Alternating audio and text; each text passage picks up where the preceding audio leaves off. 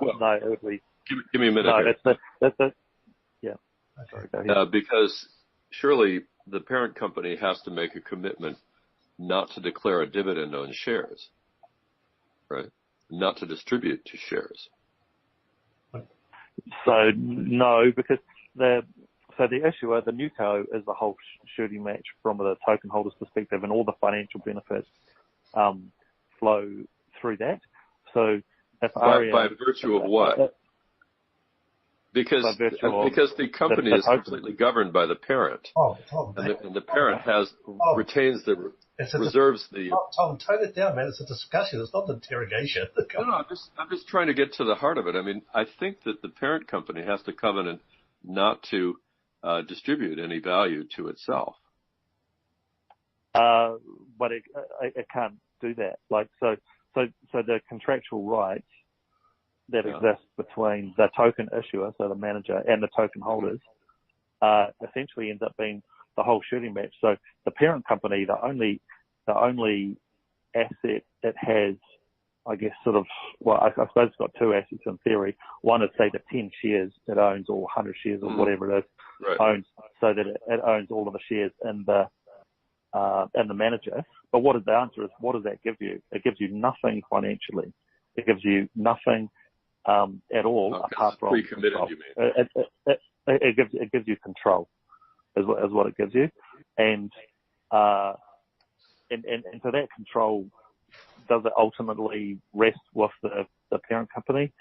You know, in reality, it does, but actually it's the board of the issuer, the NewCo, which will decide, you know, what it wants to do in terms of distribution. It'll take a steer, presumably, from, in fact, the board of the parent company may be probably the same people.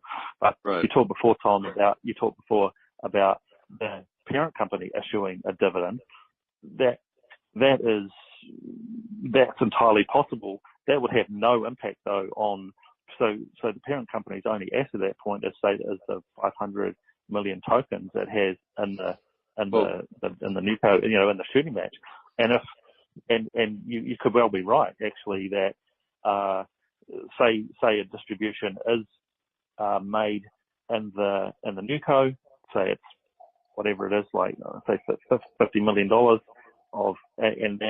and at that time the TGEs happened, depending on how many investors and so on come in, most of that financial benefit will actually flow through to the token ownership of that the parent has. And there's another dividend issue here, and that is that the parent can direct the token issuer to issue a dividend to the shareholders of the token issuer, which is, of course, the parent. And are you suggesting perhaps that maybe implied in this is that if all distributable funds are committed to the tokens, then it's not possible for there to be distributable funds to commit to a token company dividend to its shareholder? Yeah. So So right? there is that's right. So there's no ability for RE NewCo, the manager of the managed investment scheme, to issue distributions to the parent company as such, like as in its guise as the shareholder. It can only issue issue distributions if it's issuing them to every token holder, and it happens that the parent company is going to own, you know, X percentage of those tokens. So that's how the parent company gets its revenue, if and when that happens.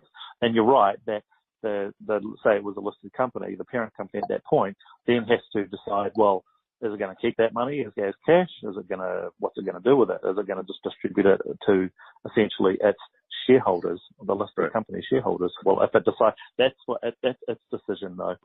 And that's the board decision, and that's also the difference between an investment scheme and what we're talking about. An investment scheme, in many instances, has a predetermined idea of distributions. Like a real estate investment trust in the States has to distribute, I think it's 90 or 95% of their income out to their